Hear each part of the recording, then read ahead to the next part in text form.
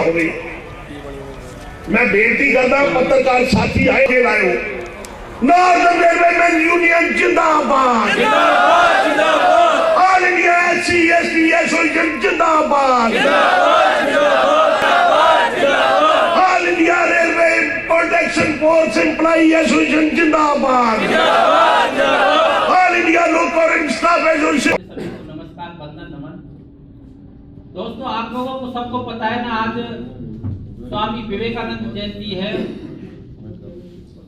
और स्वामी विवेकानंद जी का जन्म 12 जनवरी 1963 को पश्चिमी बंगाल के कोलकाता शहर में जन्म हुआ था। उनके पिता का नाम विश्वनाथ दत्त, माता का नाम भुवनेश्वरी देवी था। इनका परिवार शुरू से ही शिक्षित एवं सभ्यताओं में इंटरेस्ट रखने वाला परिवार था और ये विवेकानंद जी जब से जन्म लिया तब से ये प्रखर एवं विद्वान एवं चंचल प्रवृत्ति के थे। जब ये 6 साल के थे, इनकी बुद्धि का पता चलता है कि ये मतलब कितने विद्वान थे। जब ये 6 साल के थे और ये चड़क के मेले गए हुए थे और मेले में से ये भोले जी की तो मिट्टी की मूर्ति लेके आ रहे थे और काफी इनके दोस्त भी थे साथ में। एक इनका दोस्त एक नाराज होके रेलवे की रोड के पथ पे जा रहा था। जब पथवे हाईवे होता है ना, उस पे चल रहा था और अचानक से सामने से एक घोड़ा गाड़ी आ रही है। घोड़ा गाड़ी आते ही जब जोरों से आती हुई और उस बालक पर चढ़ जाती है। सभी की आंखें बंद हो जाती हैं, लेकिन देखो इसने आप देखा न ताप देखा और डायरेक्ट गाड़ी के अंदर घुस के उसने बच्चे को बचा लिया। देखो दोस्तों, 6 साल का बालक और ढंग से मतलब बात करना तक भी नहीं आता 6 साल के बच्चे को, तो और इतना बहादुरी का काम कर दिया उन्होंने दोस्तों। तो इससे ये पता चलता है कि ये बालक आगे चल के क्या बन सकता है। तो दोस्तों, उन्होंने बहुत काफी अध्ययन किया, सभी धर्मों में गए, ब्रह्म समाज में भी वो गए, लेकिन उनको कहीं भी दोस्तों शांति नहीं मिली। उन्होंने लास्ट में यही निर्णय लिया कि समाज का अगर उत्थान करना है या विश्व का कल्याण करना है, सिर्फ और सिर्फ युवाओं को संगठित करके एक राह पर चल के इसका कल्याण किया जा सकता है दोस्तों। और जब वो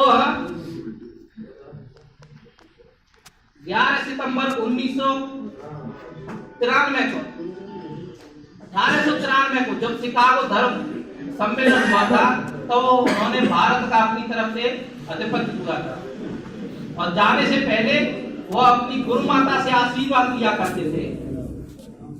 तो जैसे ही वो जा रहे थे तो उन्होंने गुरु माता से आशीर्वाद लिया कि माँ, मैं भारत का और अपने गुरु का प्रचार करने के लिए अमेरिका जाने का मुझे मौका मिला है। तो दोस्तों, उन्होंने कहा ऐसा करो, और रसोई में वो चाकू पड़ा है, वो चाकू उठा के मुझे दे दो।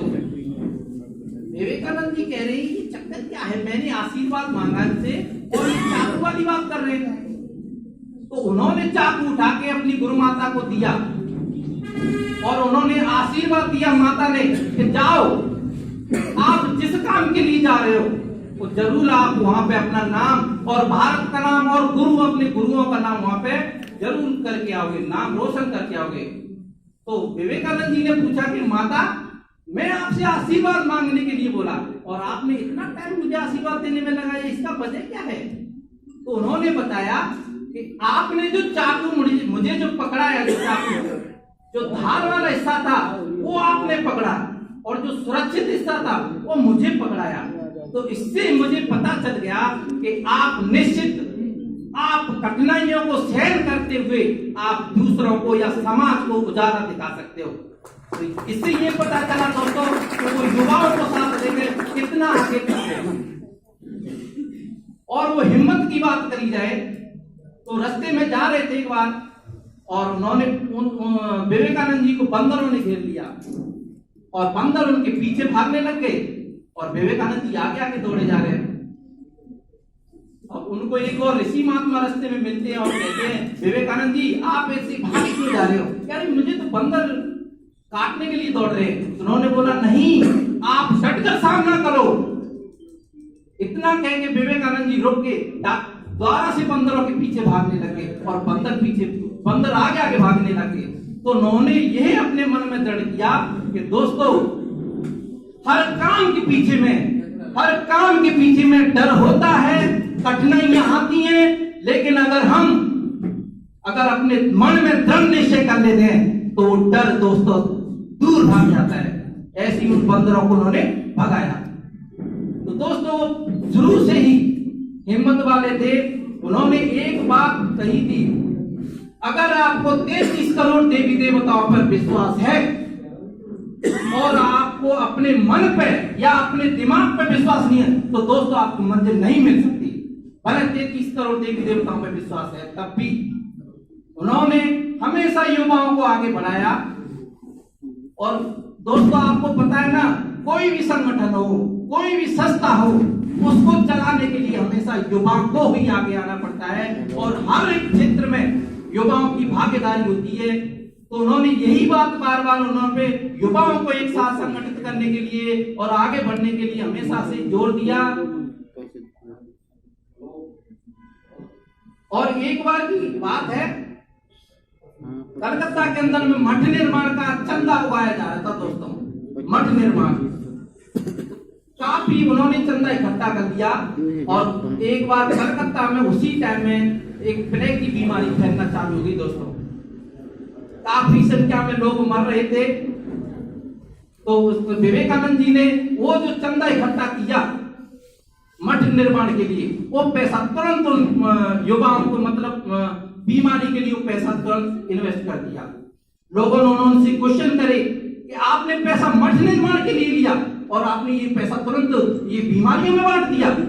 तो विवेकानंद जी ने बोला, अरे ये तो पैसे की बात है, जो मठ निर्माण के लिए जो जमीन भी खरीदी है ना, मैं उस जमीन को भी बेचने के लिए तैयार हूं, लेकिन मानव हित के लिए मैं कभी भी नीचे नहीं उठूंगा दोस्तों। ऐसे थे विवेकानंद। बोलने को तो दोस्तों बहुत कुछ है, मैं पूरे दिन बोल सकता हूँ विवेकानंद जी के आगे में, लेकिन मुझे टाइम कम मिला है। काफी दोस्तों को भी ड्यूटी जानी है और बोलने का भी बहुत टाइम है। तो थैंक यू दोस्तों, शुक्रिया, धन्यवाद।